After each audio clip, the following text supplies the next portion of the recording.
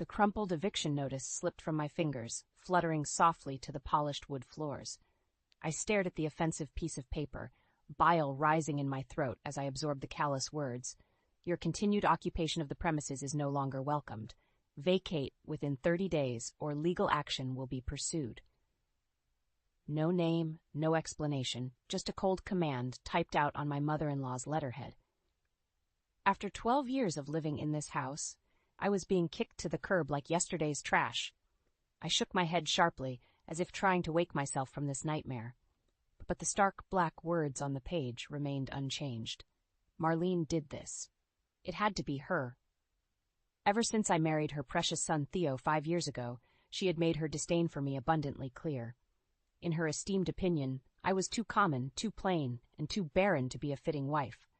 My fingers curled into fists as hot anger flooded my chest. This went beyond petty grievances with the overbearing matriarch. No, Theo had to be complicit in this scheme to cast me out of my own home. The man I loved and trusted had betrayed me in the worst possible way. Bile continued to rise in my throat as my mind raced over the past few months. The growing distance between Theo and I, the lengthening work hours, the mysterious phone calls he would abruptly end whenever I entered the room. Like puzzle pieces clicking into place, it all started to make horrible sense. I sank down onto the cold marble floors, the eviction notice still glaring relentlessly from where it had landed. Hugo, my tabby cat, nudged his head against my elbow, disturbed by the dark storm clouds gathering around me. I stroked his back reflexively, drawing comfort from his warm, rumbling purr. At least I still had Hugo on my side. That was more than I could say for my traitorous husband and his insidious mother.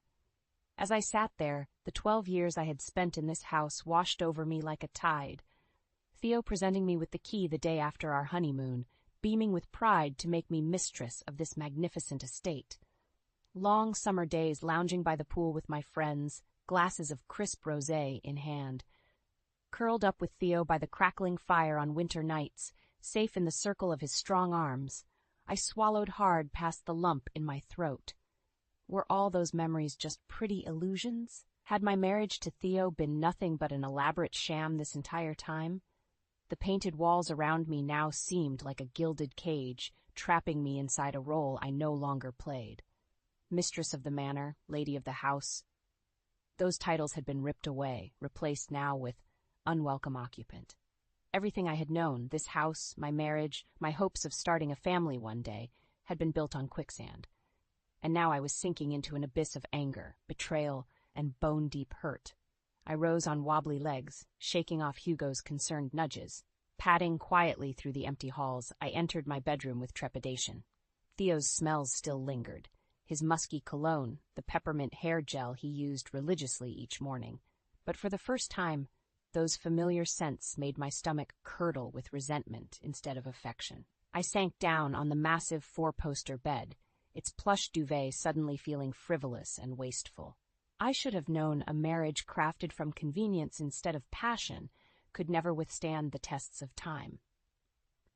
Theo had needed a polite, presentable wife to silence his mother's complaints.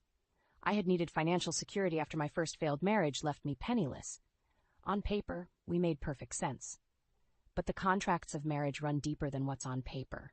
They require trust, communication, compromise, all things painfully absent from my relationship with Theo. I rose and began yanking open dresser drawers, no longer caring about the racket I was making. Let them hear what damage their callous actions had wrought. I recklessly swept aside neat stacks of ironed clothing, not even folding them properly in my haste. My hands closed around the fake bottom I had installed in his drawer years ago. Popping it open, I retrieved the flash drive concealed beneath, clutching it tightly. If Theo thought he could discard me so easily, he was sorely mistaken. I was taking this insurance policy with me. I woke with a start, momentarily confused by my unfamiliar surroundings.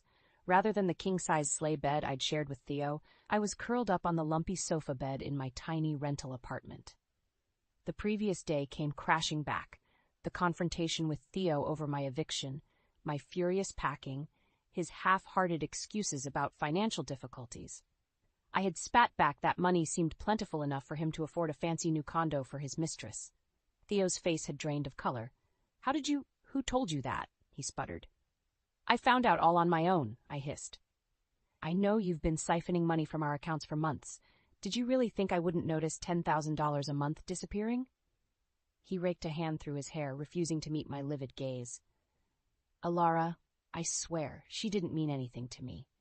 It was just a stupid fling. Save it, I snapped, clenching my fist so I wouldn't succumb to my urge to slap him. This isn't about her. This is about you lying to my face, betraying our vows, and deceiving me. I turned on my heel, abandoning him to deal with the movers. My departure was satisfyingly dramatic, but my triumph soon faded, replaced by bone-deep hurt and anger. I rose unsteadily from the lumpy couch, my back protesting yesterday's frenzied activity. At least Theo's credit card had been useful for furnishing this depressingly bare apartment. I hoped the $5,000 bill gave him a nice slap in the face.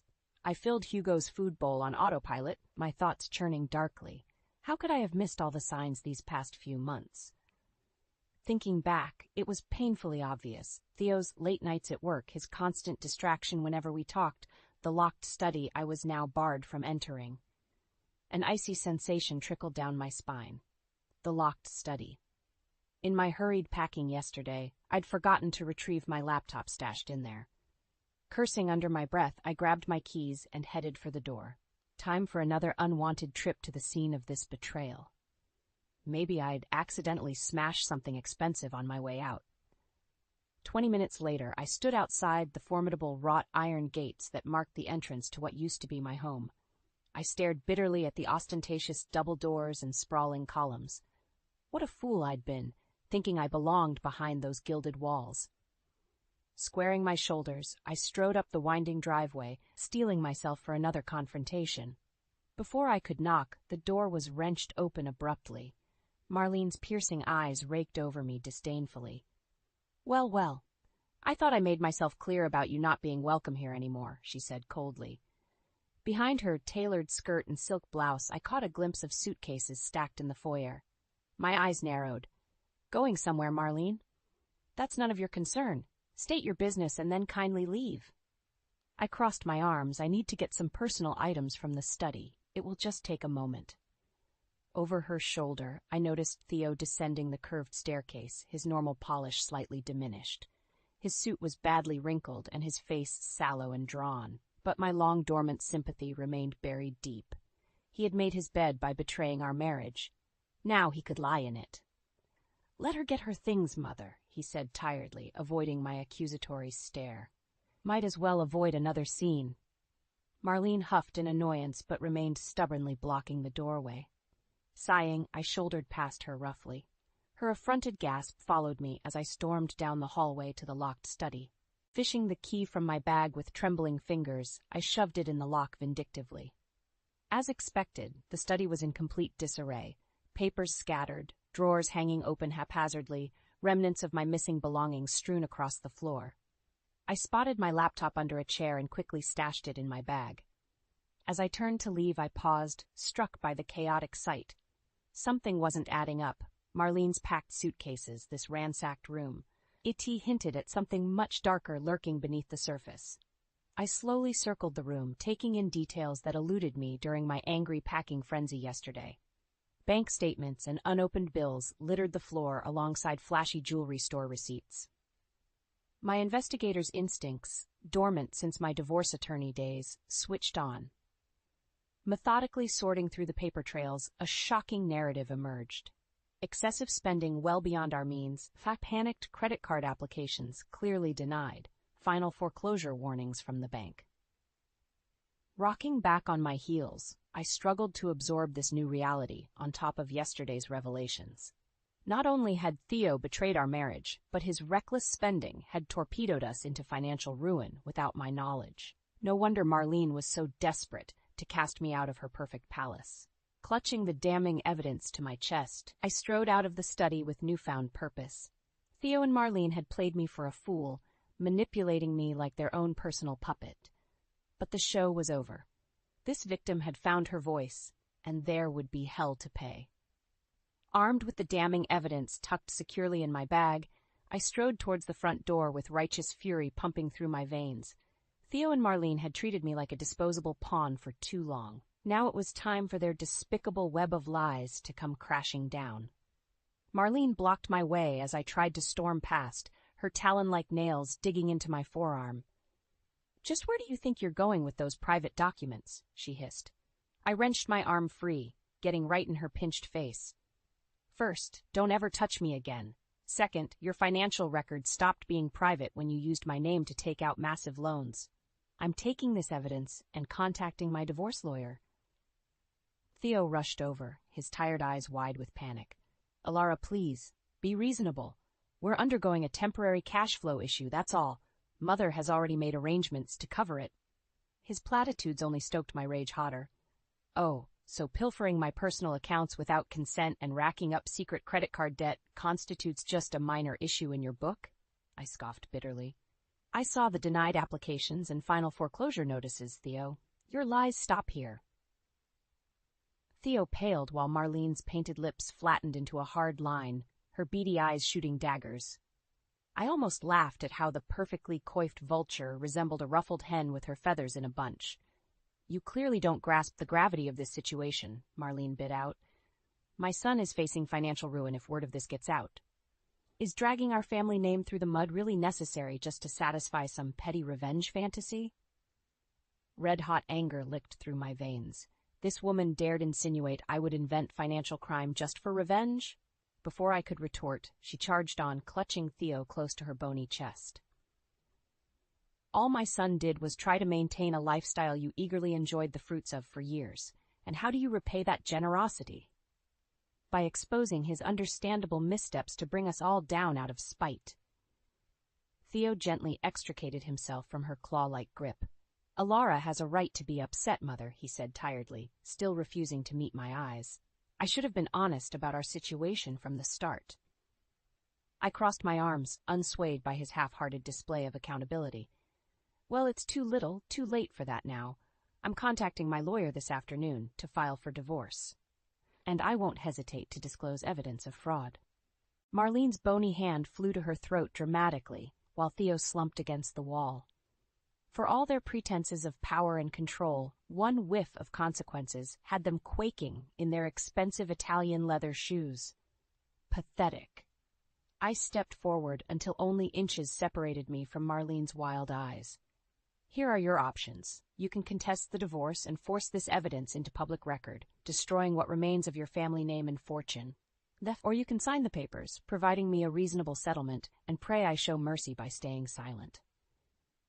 I strode away, heels clicking crisply on the polished floors. At the front door I paused without turning around. "You have 24 hours to decide. Choose wisely."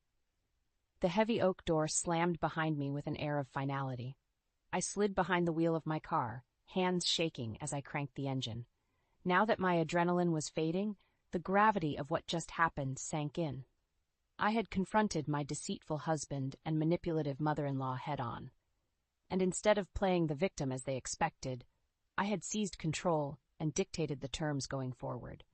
No more cowering or shrinking myself to fit their twisted expectations. The doormat they had trampled on so gleefully was finally demanding respect. As I pulled through the imposing gates onto the quiet suburban street, I caught a glimpse of Hugo's plushy face peeking through the back windshield, my breath hitched in my throat. In the chaos of that toxic household, I had nearly forgotten about my sweet Tabby. An unfamiliar sensation pricked behind my eyelids. I swiped at them fiercely as I accelerated down the tree-lined road. How could I have left my loyal companion, my sole source of comfort during many lonely nights, alone with those monsters?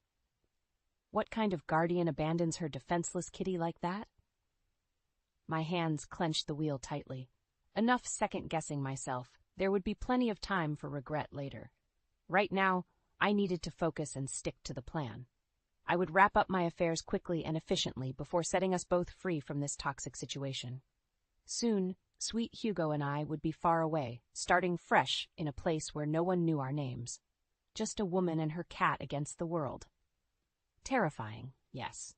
But anything seemed better than staying trapped in this twisted web of betrayal and lies. 2 weeks had passed since I stormed out of Theo and Marlene's den of lies. In that time, I had booked us 2 one-way tickets far away from this town and its superficial social scene, somewhere I could remake myself without judgmental eyes tracking my every move. The divorce was progressing rapidly now that Theo had acquiesced to my demands, perhaps hoping I would show mercy if he played nicely. But I harbored no misguided sympathy for the man who had deceived and used me for years. His pleas for another chance now rang hollow when I reflected on all the nights I had cried myself to sleep, wondering what I did wrong, why I couldn't get pregnant, no matter how hard we tried. At least I found grim satisfaction in witnessing his empire of lies crumble. Without my financial contributions and social connections, Theo's business deals rapidly dried up. Under scrutiny from investors about some accounting discrepancies, his scheming mother was booted from the board of directors, losing her seat of domineering power. She had always prioritized profits over ethics.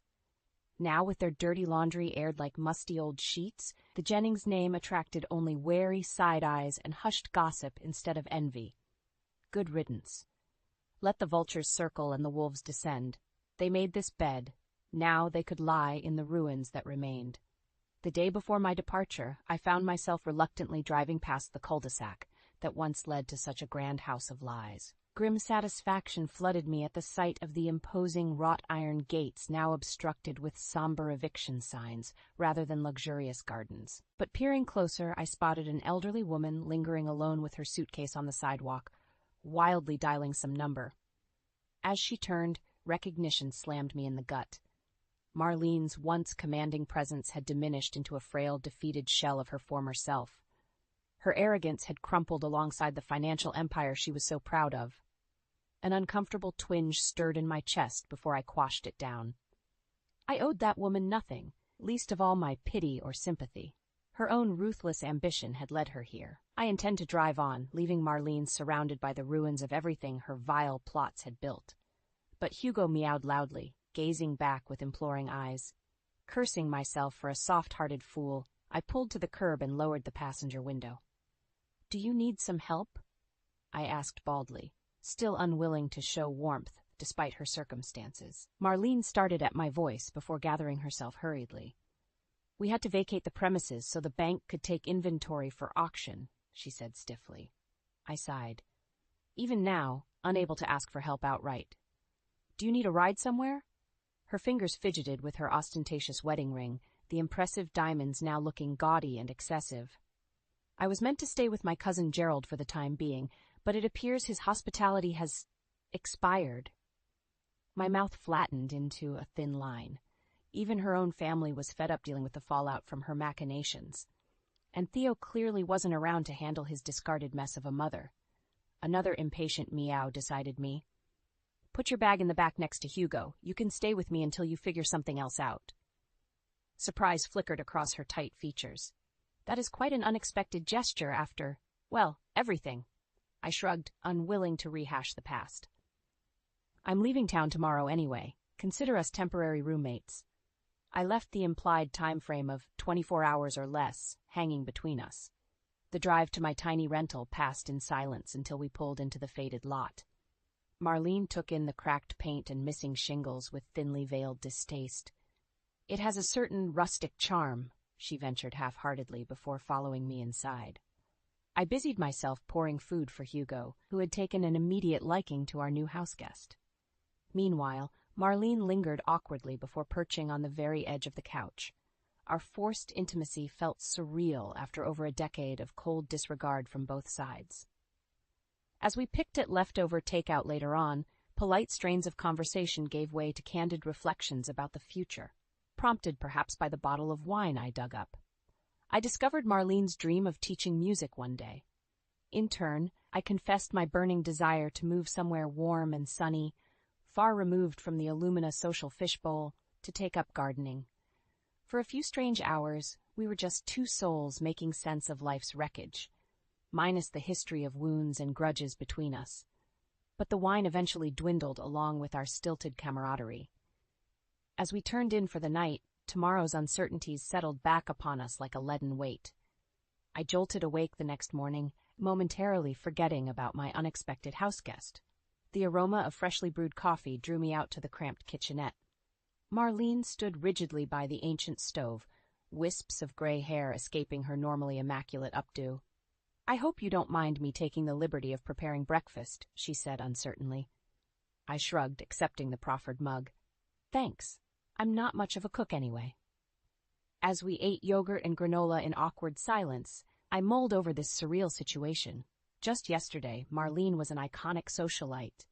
Today she was humbled and adrift, taking refuge in my modest rental. Fate certainly loved poetic twists, the haughty queen dethroned and dependent on a princess she had scorned for years. I couldn't deny feeling a slight buzz of schadenfreude watching Marlene in yesterday's rumpled Chanel grimace at the dated avocado appliances. I cleared our dishes brusquely, anxious to escape this strange familiarity. Marlene lingered at the table, gnawing her lip. "Have you given any thought to what comes next, after?" Her unspoken words hung heavy between us. After she left here, after I moved away to start fresh, after the final guillotine blade of divorce severed me from the only life I'd known for 12 years. I scrubbed the plates harder, avoiding her piercing gaze as I pretended fascination with a bit of stuck egg. The truth was I actively resisted peering too far down the lonely road of singlehood stretching before me. Despite everything, searing pain gripped my heart, imagining never seeing Theo's crooked smile first thing in the morning, or hearing his off-key singing in the shower. Through betrayal and deception, parts of me still clung to the comforting refuge of us. Of course, I couldn't confess these weak sentiments to Marlene. Clearing my throat roughly, I turned to face her with forced conviction. "I have a flight booked to Arizona for later today. Once there, I'll start job hunting so I can afford a small place just for me and Hugo." My voice hitched slightly over our names. Eventually, I might even try dating again, but for now, it's enough to just live simply without toxic people around. I expected Marlene to flinch at the thinly veiled barb. Instead, her eyes softened with what looked strangely like empathy. "The future is often murkier than our best-laid plans anticipate," she said slowly. "Perhaps if I had adopted your openness to unexpected possibilities years ago, things would have played out quite differently." I raised a skeptical eyebrow, certain this was a transparent attempt to diminish her culpability. But Marlene raised a staying hand. "You owe me nothing, least of all an audience for my regrets. Suffice it to say that pride and fear of vulnerability blinded me to what truly mattered until it was too late." She glanced down, blinking rapidly, while I shifted awkwardly. I had steeled myself to confront Marlene's haughty indifference once more, only to be thrown by this display of humility. But I hesitantly filled the silence, voicing a question that had plagued me for years. "Why did you dislike me so intensely from the beginning? I tried everything to win your approval and make Theo happy." My voice cracked pathetically on his name. So much for indifference. Marlene seemed to fold into herself, and for the first time I glimpsed hints of a heavy burden weighing down her ramrod posture. "You represented warmth, spontaneity, sincerity, everything I lost touch with long ago in my quest for the perfect family image." She gazed out the dingy window. "Rather than inspire me to reconnect with life's joys, your vibrancy only magnified my own isolation, so I sought to diminish what I envied." Her poignant confession landed between us with the weight of a thrown gauntlet, unexpected but impossible to ignore. I sank slowly onto a creaking chair, shoulders slumping, too exhausted to even summon anger over so many wasted years chained to her warped insecurities and judgments. Perhaps sensing my fatigue, Marlene lightly touched my shoulder. "The past can't be altered, but the future awaits whatever we choose to carry forward or leave behind." With that enigmatic remark, she quietly retreated to the bathroom, granting me space to process this overdue revelation. Through the dingy window, I glimpsed my car stuffed with 2 lives haphazardly thrown together, aiming only for distance from the ruins of experience. Gathering courage, I whispered a promise, one life I could still get right. I zipped my bulging suitcase with finality, scanning the cramped room for any last-minute items. Today was an ending, the closing of a chapter filled with betrayal, heartbreak, and finally empowerment. Soon Marlene and I would part ways at the airport to embark on uncertain futures that no longer involved the toxic Jennifer men. Marlene perched elegantly on the sagging sofa, though her normal, perfectly pressed attire was rumpled after a night on the lumpy pullout. I hesitated, feeling I should say something, but uncertain where we stood after last night's emotional conversation. Before the awkward silence could stretch too long, my cell phone lit up with Theo's handsome face. Still conflicted over seeing his smile every day in my photos, I silenced the call. I owed him nothing more, especially on my last day in this godforsaken town. "Let me guess, another pathetic plea for reconciliation?" Marlene asked dryly. When I nodded tersely, her mouth flattened into a hard line. Clearly the consequences of his abhorrent behavior haven't fully penetrated that thick skull yet, if he believes sweet words can erase the past. I bristled slightly at her criticism. Theo cheating didn't negate over a decade together when I still sometimes slipped and thought of him as my partner rather than soon-to-be ex. Sensing my hesitation, Marlene leaned forward, eyes flashing. "Elara, listen to me. Men like Theodore never change. They simply find new victims once the current one finally resists being used and lied to. You deserve so much better, and I won't have you throwing away this fresh start because of some misplaced longing for a man incapable of valuing your beautiful spirit." Her passion threw me. Marlene despised vulnerability, preferring to manipulate scenarios from behind the scenes. This fierce display revealed glimpses of the motherly protector she kept buried beneath ambition and stone-faced control. Seeing warmth emanating from someone I had long dismissed as an icy villain both rattled and touched me. Rather than grapple with complex feelings, I straightened briskly and reached for my suitcase.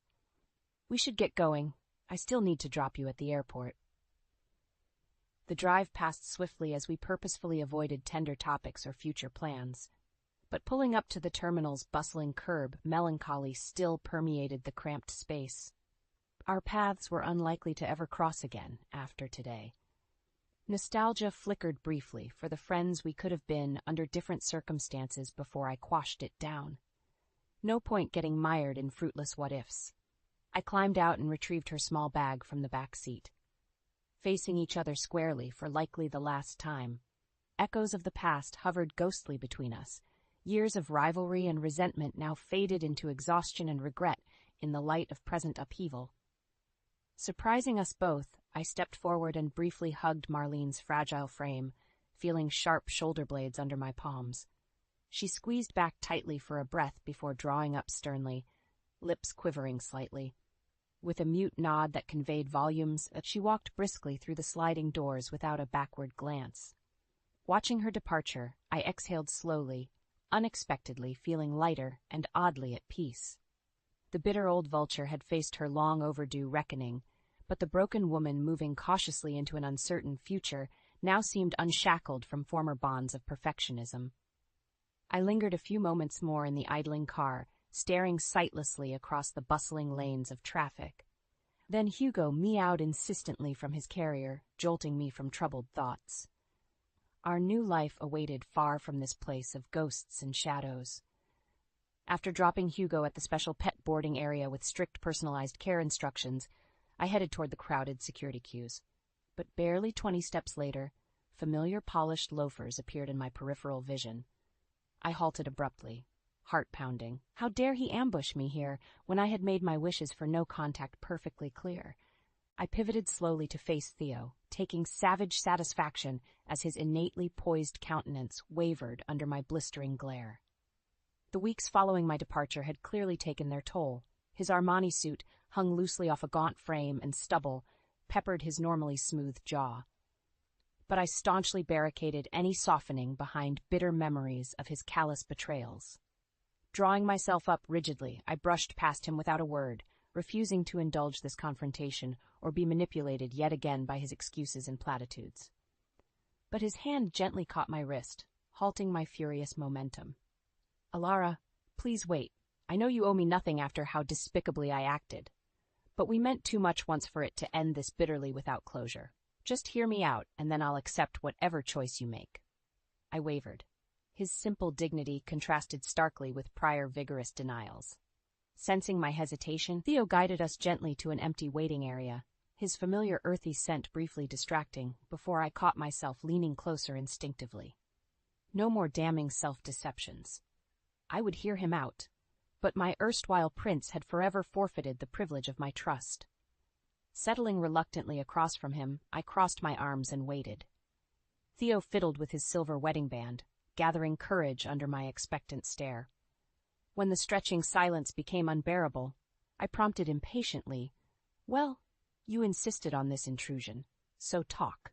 He raked a hand through prematurely graying hair. "You deserve the full truth about her. About everything." My nails carved crescents into my palms. That wounds were still so raw, even her pronoun felt like lemon juice highlighted my pathetic inability to move on fully. Sensing my lingering fragility, Theo's eyes softened. "Alara, she never mattered. Not like you. It was just a stupid conquest to feel young again with too much booze and flattering attention." I cut him off sharply. "Your asinine midlife crisis doesn't justify the deliberate choosing of infidelity. You squandered precious years we can't recover." My voice broke on the last word. "You're completely right. Nothing forgives what I did." Theo stared beseechingly into my eyes, but hardest to admit has been facing the underlying reason this recklessness felt so compelling. He took a shuddering breath. "I was terrified of truly being there for you emotionally after the last miscarriage. Easier to escape into late nights at bars rather than wrestle with feeling like a failure as your husband." Unwelcome sympathy pricked my conscience, hearing the depth of his private demons before I set my jaw firmly. His weakness didn't exonerate deeply scarring betrayal. Sensing he hadn't earned the right to my absolution yet, Theo leaned forward urgently. "That day you collapsed in the foyer, I ignored 10 panicked messages from Julian to jet off with her instead. What kind of man abandons his wife unconscious and bleeding?" His broad shoulders shook with rare vulnerable emotion. "The affair ended that very night once guilt overruled the thrill of pretended escape. But like a coward, I just doubled down on secrets instead of confessing." Despite myself, hot tears trailed down my face at the excruciating image. Seeing my distress, he cautiously extended a tentative hand. When I didn't pull away, he enveloped my icy fingers in consoling warmth. "Alara Jennings, you have been my steadfast anchor through lost jobs, family deaths, all of it." His thumbs gently traced my knuckles. "I destroyed everything good through my own weakness in failing you, and no words can ever heal that pain." He squeezed my hands softly, meeting my eyes with heartbreaking sincerity. "I just needed you to know your immeasurable worth before our paths diverge for good." I stared sightlessly over his shoulder, struggling desperately to shore up crumbling defenses against this tender onslaught. But Theo misinterpreted my silence and withdrew hastily. "Forgive my selfishness keeping you any longer. I wish you all the joy and peace, going forward, that you deserve." He made to stand before I gave in to the magnetic pull I had resisted for endless lonely weeks, and grabbed his wrist wordlessly. Our joined hands spoke of lingering ghosts not fully exorcised, despite determined intentions to walk away whole and healed. "Come with me to grab lunch before my flight," I whispered hoarsely. "We both could use the company." His eyes lit up with notes of irrepressible hope that caught traitorously in my weary heart. We meandered slowly through garishly lit terminals with hands loosely linked, the familiar intimacy both comforting and piercing after so many silent nights, strangling on angry tears into my pillow. As we dwelled in this peaceful eye in the storm of separation, I dared acknowledge how perfectly our hands still fit together, if only for a few stolen moments more. But crossing the bustling departure hall, reality intruded as my terminal flashed insistently on the screen above. I lingered reluctantly, clutching these final grains of before slipped away forever. With strength that surprised us both, I embraced him fiercely, conveying wordlessly echoes of grief over wrecked dreams and forgiveness still under construction. His lips grazed my hair, landing feather light like a blessing. "Walk forward in hope," Theo whispered. Eyes suspiciously bright, he stepped back and raised a hand in silent farewell. I strode steadily to the boarding gate without glancing backward, but as the plane engines roared to life, I pressed my palm against the window, imagining his steadfast silhouette waiting below until distance rendered us strangers once more. I gazed out the dingy bus window as the California desert peeled back, revealing saguaro-dotted vistas under cerulean skies. The burning Golden State sun was just setting behind craggy red peaks. I smiled softly, feeling possibilities stirring within me, like those hardy wildflowers I spotted blanketed alongside the highway, narrowly avoiding the brown desolation. This faded greyhound was miles removed from the privileged illusion of my former life, when spontaneous weekend getaways meant booking a lavish resort suite on Theo's black card, rather than dozing upright with questionable stains on ripped vinyl seats. Yet I had never felt freer than with the wind whipping through cracked windows as I hugged a worn postcard with a hastily circled apartment listing. The ad I had obsessively memorized was for a cozy one-bedroom casita on the outskirts of Tucson, backing up to saguaro forests and sun-baked trails. Affording the $750 monthly rent would require relying on spousal support payments from Theo for a little while longer until I found reliable work. I knew without asking Marlene was getting by on similar temporary lifeboats, whatever settlements our lawyers had wrangled from the former Jennings empire. Pride would just have to cope with necessities for now. My impulsive liberation from toxic security had to transcend fear-based decision-making. I refused to settle in meaningless jobs just for the paycheck. I craved space to rediscover my passions. As the cramped bus navigated the narrow, dusty streets of downtown Tucson after nightfall, I peered out searching for familiar landmarks from the online listing. My eager gaze soon spotted the carved oak tree dead ahead marking my destination. I quickly tugged my worn duffels down, jostling bleary passengers. Scooping up a yowling Hugo, I murmured excitedly to him as we stepped off onto the cracked sidewalk, breathing in creosote and sage-scented air. The promised carved oak stood proudly between two squat adobe homes, seemingly melded with the desert itself. My new neighbor kept a cozy, handcrafted wind chime dangling from gnarled branches that tinkled cheerfully in the warm breeze. Further down the dusty street, lights still burned cozily in low windows as families finished evening meals, faint laughter, and barked dogs echoing through the sleepy neighborhood. Drawing courage from such warm domesticity, I marched up to the small mustard-yellow duplex tucked privately in back, flowers overflowing from rusted barrels flanking the turquoise door. My new landlady, Sylvia, emerged at the sound of gravel crunching under my feet, her deeply lined and weathered face cracking into a brilliant, welcoming smile.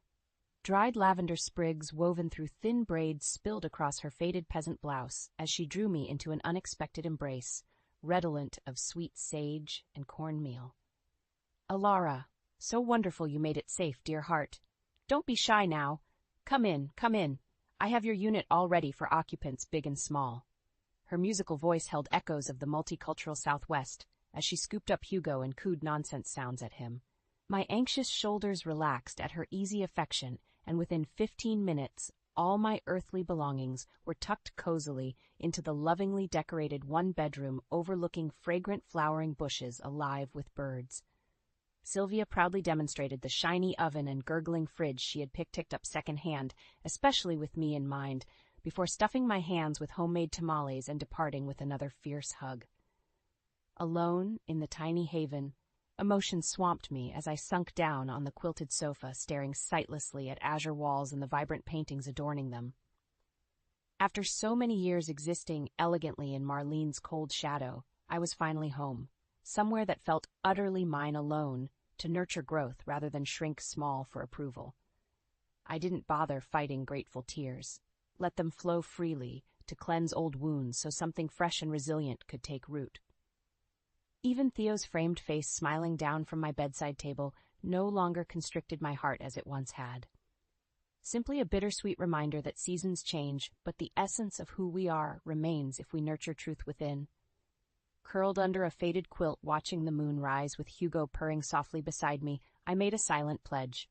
Never again would anyone dictate my worth or potential. I was finally choosing to live rather than just survive. To embrace life's messy evolution on my own terms, with arms flung open wide. Tomorrow's unknowns no longer sparked fear, but rather anticipation, blooming brightly like those desert wildflowers daring to blossom against adversity. Tonight, I simply rested in my decision to thrive freely under boundless western skies, ready to greet a new dawn.